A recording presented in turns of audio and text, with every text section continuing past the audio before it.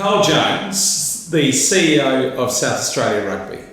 Thank you so much for being part of Voiteck Connect and also being a great customer of Voiteck. So thank you for that.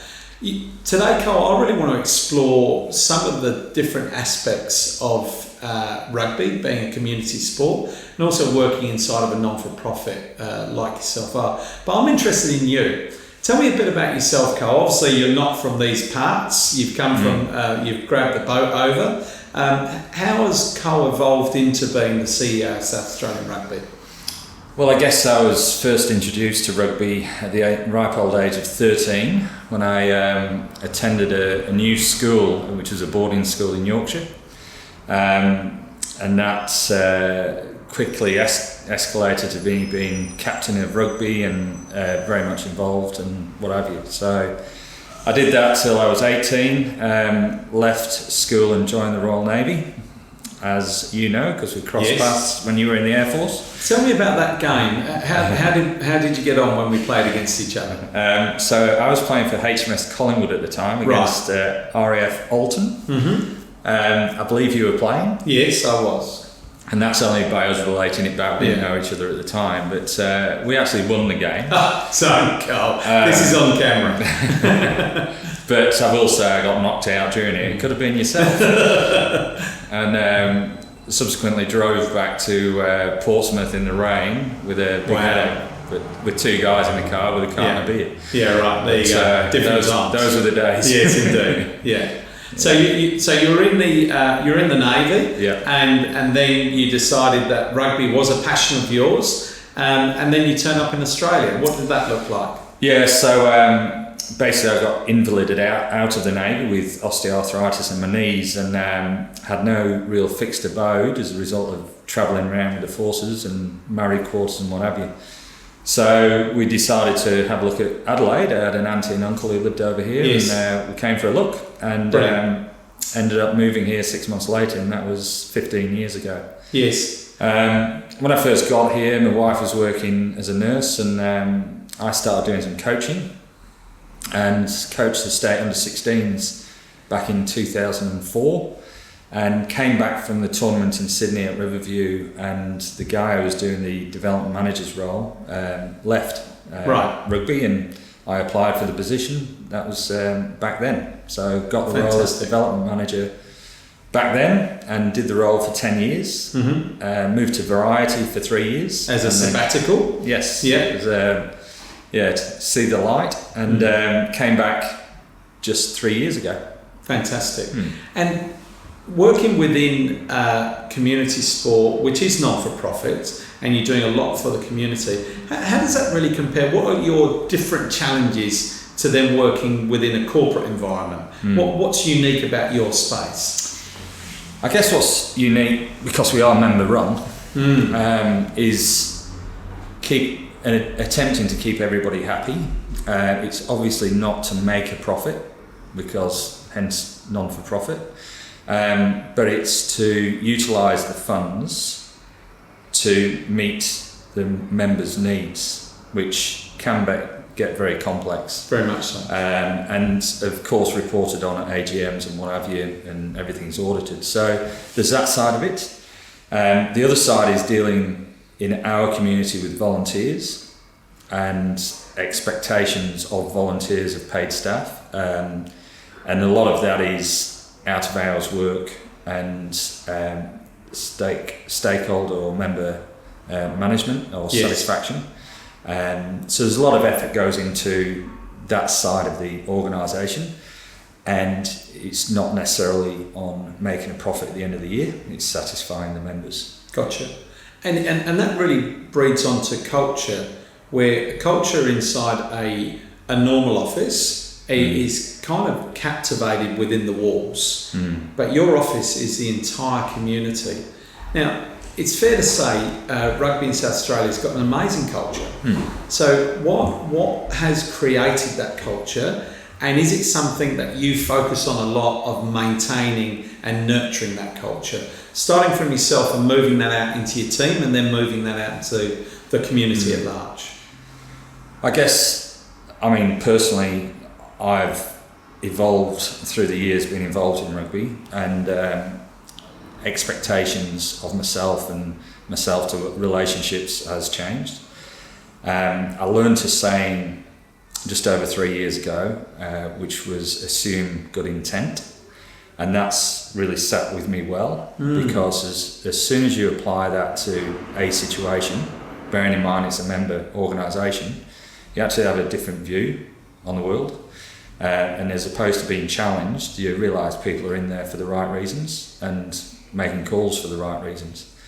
So I guess that's the driver, is basically working for others. The other thing that it was an epiphany the other day, was meeting a lady called Gabrielle Kelly, who works at SAMRI and researches wellbeing. And in fact, South Australia is leading in the research of wellbeing, and our health minister now portfolio changed to health and wellbeing. It's now, through her work, in the top 15 priorities of the UN, is wellbeing. And it was a realisation that we actually work in the wellbeing industry. Right. Sport is. Yes. And it's an amazing opportunity to develop that. So people choose to play sport, they choose to be part of the club, they choose to have a drink with their mates on a Thursday, they choose to keep healthy by engagement and fitness and challenge. So it's all that opportunity. So somebody who's got a mundane 9 to 5 whatever job during the week uses sport to break away from that and keep their well-being high. So it's a privilege to work in that space. I think that's amazing. Yeah. And quite recently, I think it's fair to say that our global culture was challenged by the atrocities that happened in Christchurch. Yeah. But one of the things that I've been amazed by is the rugby community at large. And I've seen some amazing work that's come out of South Australia that really encourages me that the culture is strong. It was interesting, on Saturday we had a sevens tournament at Elizabeth, and prior to the start of the game, we got everybody together in the middle of the ground, and players, coaches, managers, everybody, and it wasn't team by team, everybody intermixed, and that was intentional, and actually held arms and had a minute silence for Christchurch. And it does dawn on you at those times that yes, we are united.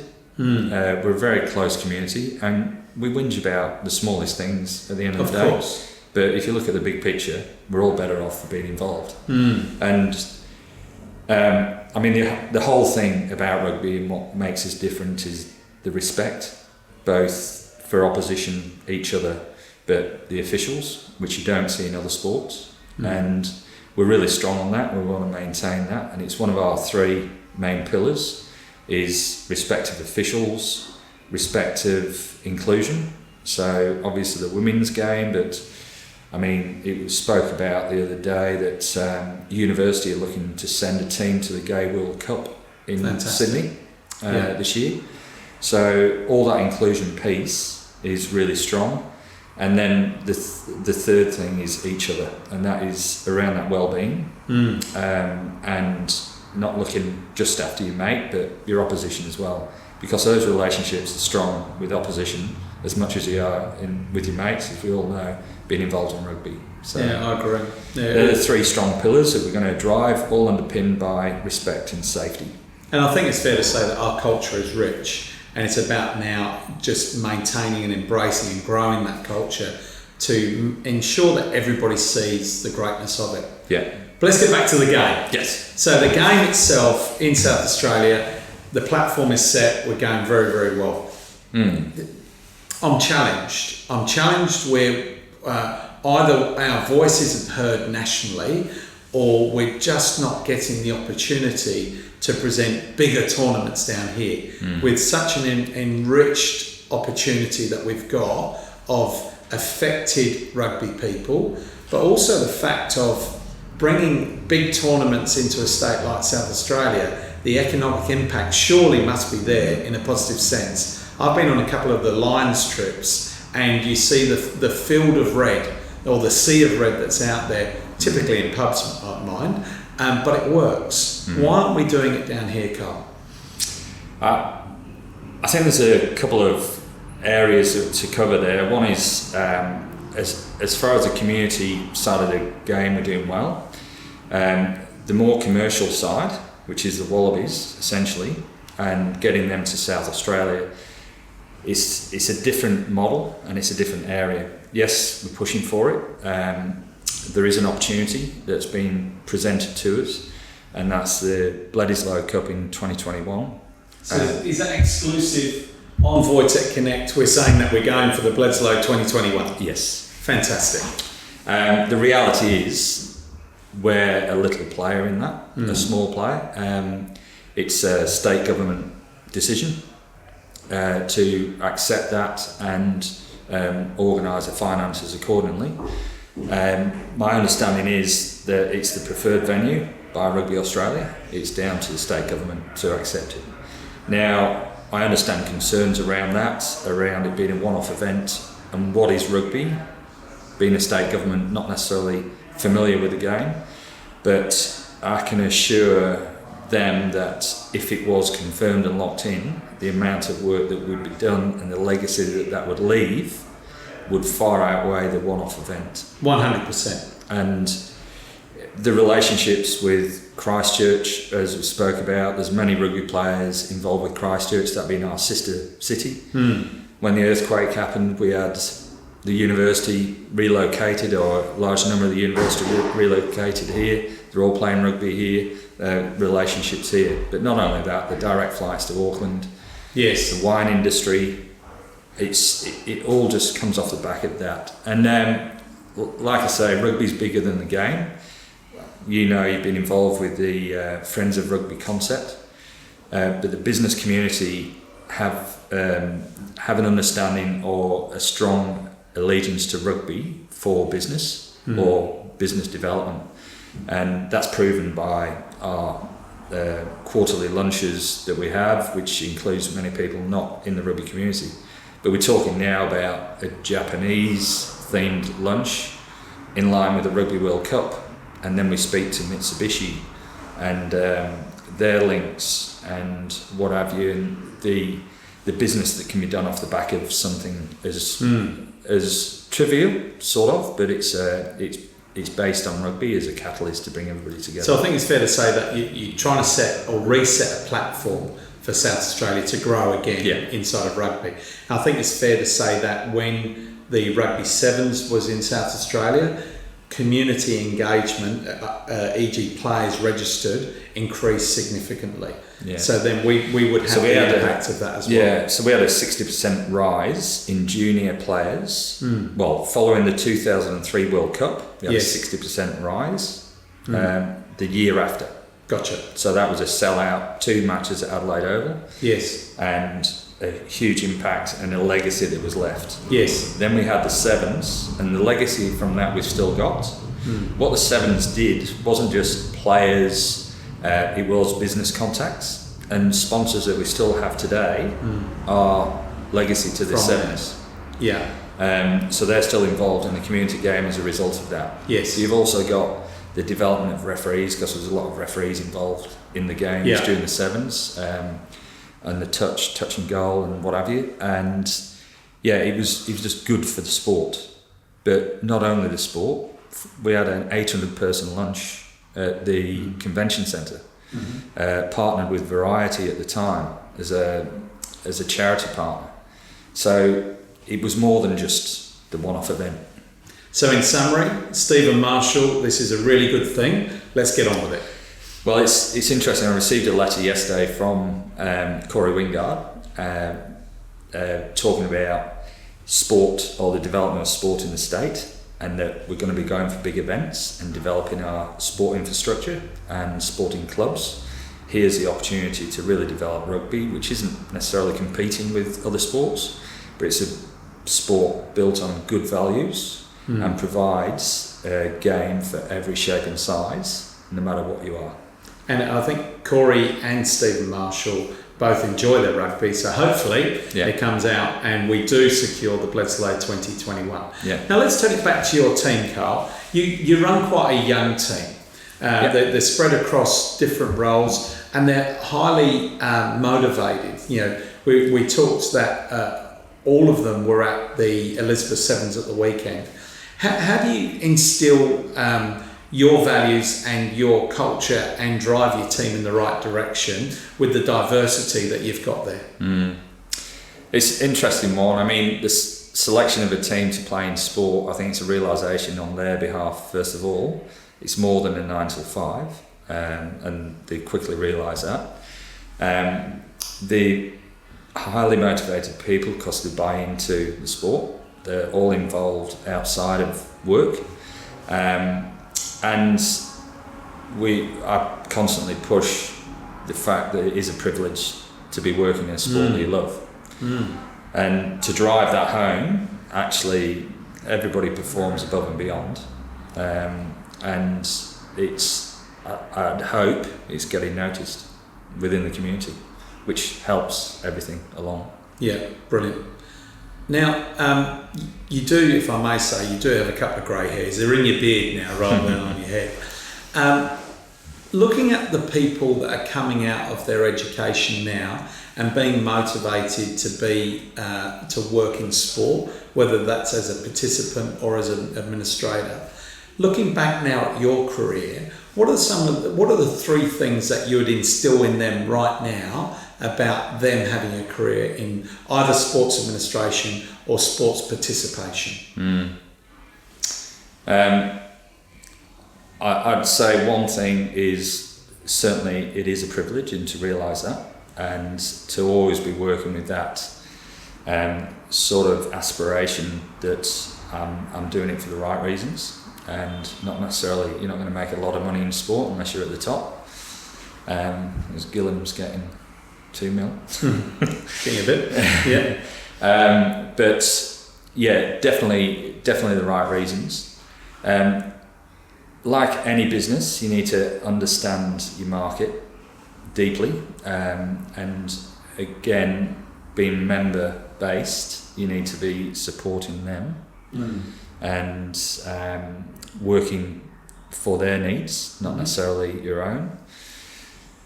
And thirdly, I guess there's a lot of people want to do it and remain patient. It took me 16 years pretty much from starting at rugby to end up with the top job. To running the show, yeah.